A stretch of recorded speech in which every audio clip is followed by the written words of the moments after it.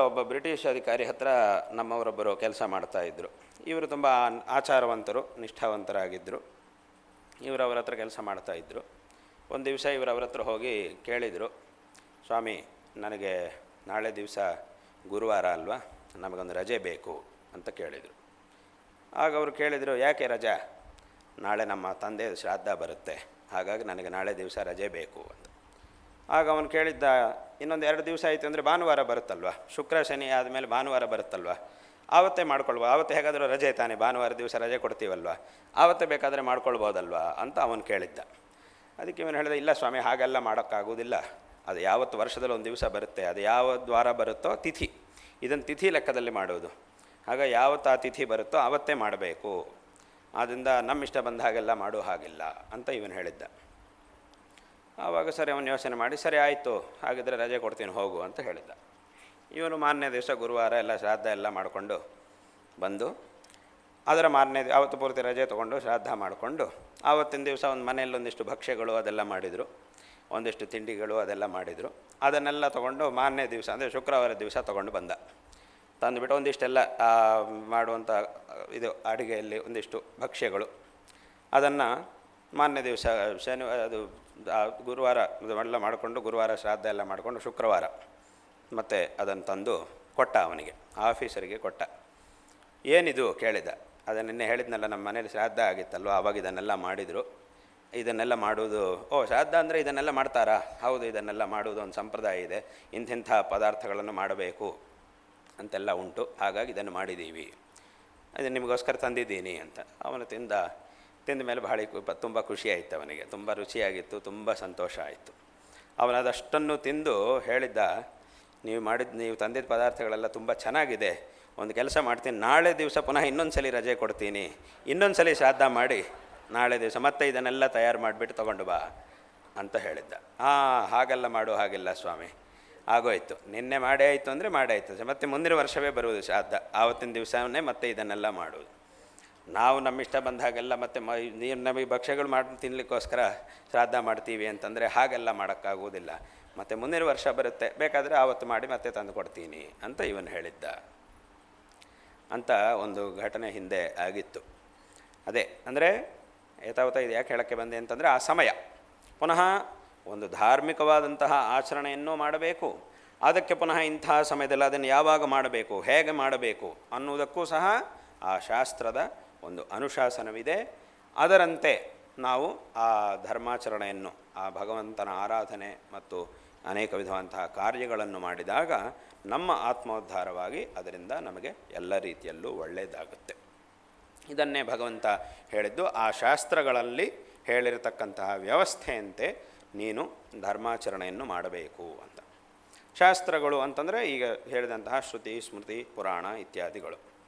ಇಂತಹ ಶಾಸ್ತ್ರಗಳಲ್ಲಿರತಕ್ಕಂತಹ ತತ್ವವನ್ನು ನಮಗೆ ಉಪದೇಶ ಮಾಡಿ ಎಲ್ಲರನ್ನೂ ಸಹ ಸನ್ಮಾರ್ಗದಲ್ಲಿ ಹೋಗುವಂತೆ ಮಾಡಿ ಎಲ್ಲರಿಗೂ ಸಹ ಒಳ್ಳೆಯದಾಗಬೇಕು ಅನ್ನೋ ಉದ್ದೇಶದಿಂದಲೇ ಜಗದ್ಗುರು ಶ್ರೀ ಆದಿಶಂಕರ ಭಗವತ್ಪಾದಾಚಾರ್ಯರು ಅವತಾರ ಮಾಡಿದರು.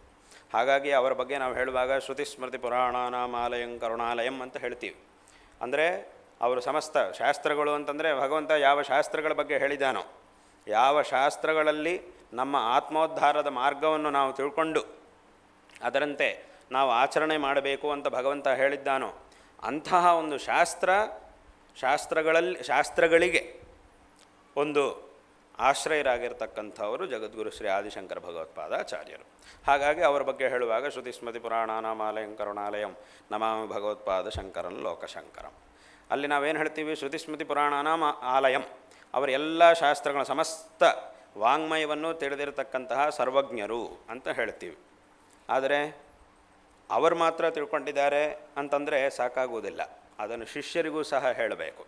ಶಿಷ್ಯರಿಗೆ ಹೇಳಬೇಕು, ತಾನು ತಿಳ್ಕೊಂಡಿರತಕ್ಕಂತಹ ವಿಷಯವನ್ನು ಶಿಷ್ಯನಿಗೆ ಹೇಳಿಕೊಡಬೇಕು ಅಂತಂದರೆ ಗುರುವಿಗೆ ಆ ಒಂದು ಕರುಣೆ ಇರಬೇಕು ಶಿಷ್ಯನ ಮೇಲೆ, ಶಿಷ್ಯನಿಗೂ ಆ ಒಂದು ಯೋಗ್ಯತೆ ಇರಬೇಕು, ಮತ್ತು ಗುರುವಿಗೆ ಶಿಷ್ಯನ ಮೇಲೆ ಕರುಣೆ ಇರಬೇಕು.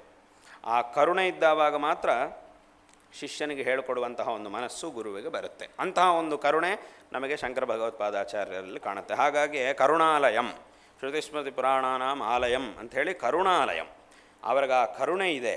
ಆ ಕರುಣೆ ಇರುವುದರಿಂದ ಅವರು ಅದನ್ನು ಆ ಒಂದು ತಾವು ತಿಳಿದಿರತಕ್ಕಂತಹ ಸಮಸ್ತ ಶಾಸ್ತ್ರಗಳ ತತ್ವವನ್ನು ತಮ್ಮ ಗ್ರಂಥಗಳಲ್ಲಿ ವಿಸ್ತಾರವಾಗಿ ಉಪದೇಶ ಮಾಡಿದ್ದಾರೆ.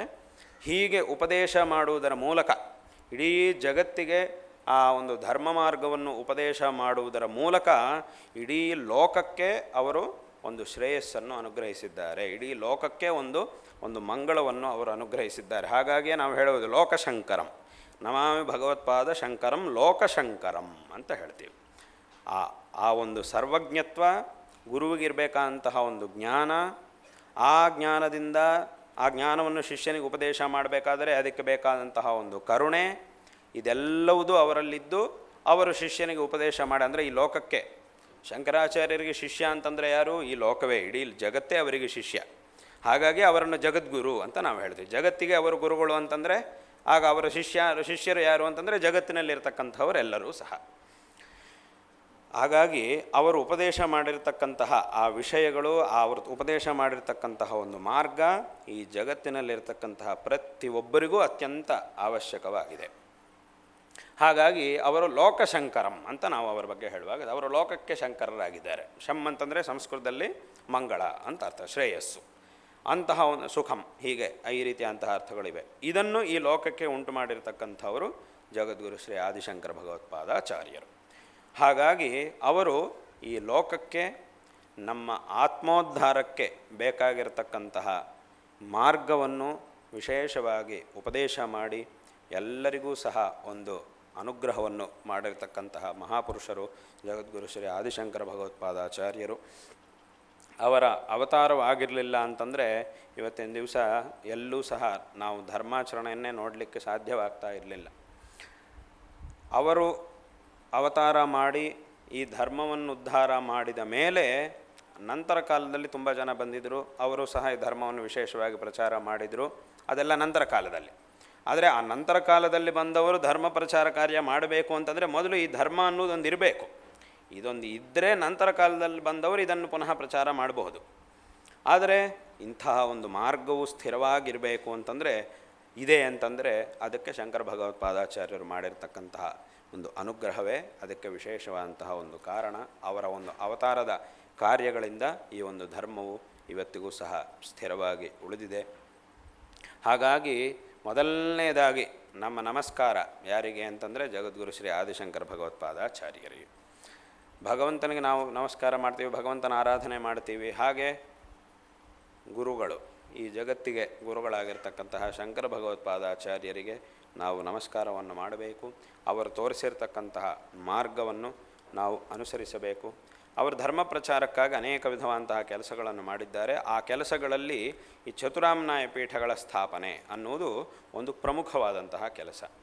ಈ ಚತುರಾಮ್ನಾಯ ಪೀಠಗಳಲ್ಲೂ ದಕ್ಷಿಣ ದಿಕ್ಕಿನಲ್ಲಿ ಶೃಂಗೇರಿ ಕ್ಷೇತ್ರದಲ್ಲಿ ಶಾರದಾ ಅಮ್ಮನವರನ್ನು ಪ್ರತಿಷ್ಠಾಪನೆ ಮಾಡಿ ಆ ಅಮ್ಮನವರ ಸನ್ನಿಧಿಯಲ್ಲಿ ಈ ಒಂದು ಅಮ್ಮನವರ ಆ ಸ್ಥಾನದಲ್ಲಿ ಈ ಶಾರದಾ ಪೀಠವನ್ನು ಸ್ಥಾಪನೆ ಮಾಡಿದ್ದಾರೆ. ಹಾಗಾಗಿ ಇದಕ್ಕೆ ಶಾರದಾ ಪೀಠ ಅನ್ನುವಂತಹ ಹೆಸರು ಬಂದಿದೆ.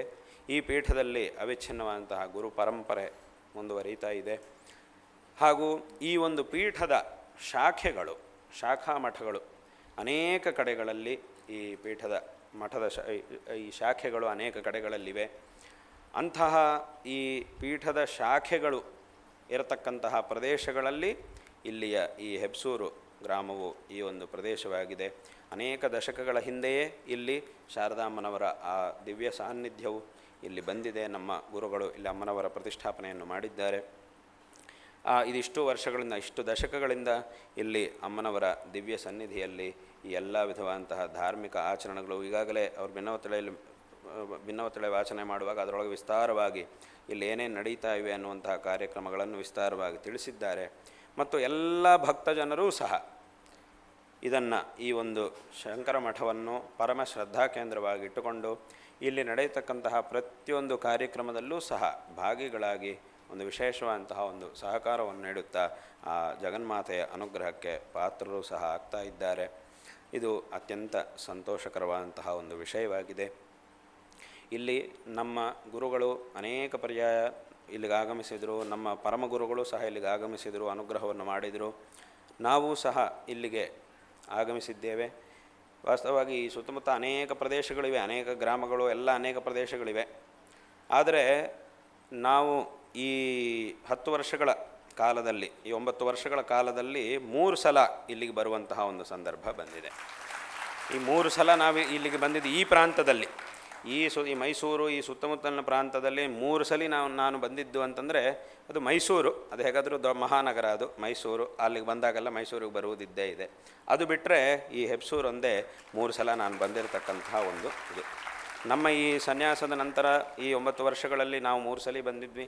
ನಮ್ಮ ಗುರುಗಳು ಅವರು ಅನೇಕ ಬಾರಿ ಇಲ್ಲಿಗೆ ಆಗಮಿಸಿದರು, ವಿಶೇಷವಾಗಿ ಆಶೀರ್ವಾದಗಳನ್ನು ಮಾಡಿದ್ದಾರೆ. ಹಾಗಾಗಿ ಈ ರೀತಿಯ ಅಂತಹ ಒಂದು ಭಕ್ತರ ಒಂದು ನಿಲಯ ಇದೊಂದಾಗಿದೆ. ಇಂತಹ ಒಂದು ಪ್ರದೇಶಕ್ಕೆ ಇಂತಹ ಪ್ರದೇಶದಲ್ಲಿ ಜಗನ್ಮಾತೆಯು ವಿರಾಜಮಾನಳಾಗಿದ್ದು ಎಲ್ಲರಿಗೂ ಸಹ ಅನುಗ್ರಹವನ್ನು ಮಾಡ್ತಾ ಇದ್ದಾಳೆ. ನಮ್ಮ ಜೀವನದಲ್ಲಿ ಶಂಕರ ಭಗವತ್ಪಾದಾಚಾರ್ಯರು ಉಪದೇಶ ಮಾಡಿರತಕ್ಕಂತಹ ಈ ಒಂದು ಧಾರ್ಮಿಕ ಆಚರಣೆ, ಆತ್ಮೋದ್ಧಾರದ ಮಾರ್ಗದ ಆಚರಣೆ, ಇದು ಅತ್ಯಂತ ಅವಶ್ಯಕವಾದದ್ದು. ಇದನ್ನು ಮಾಡಿ ನಾವೂ ಸಹ ಆಚರಣೆ ಮಾಡಬೇಕು, ನಮ್ಮ ಮಕ್ಕಳಿಗೂ ಸಹ ಇದನ್ನು ನಾವು ತಿಳಿಸಬೇಕು.